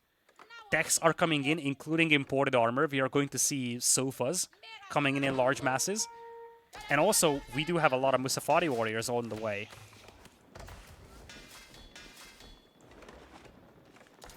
Blacksmith upgrades, essentially neck and neck, but the army quality and numbers are also better for B right now.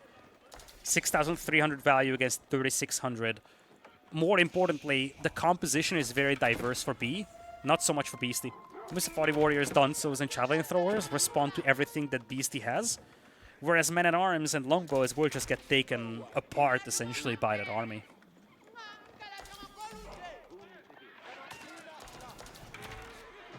Landmark has been found over here.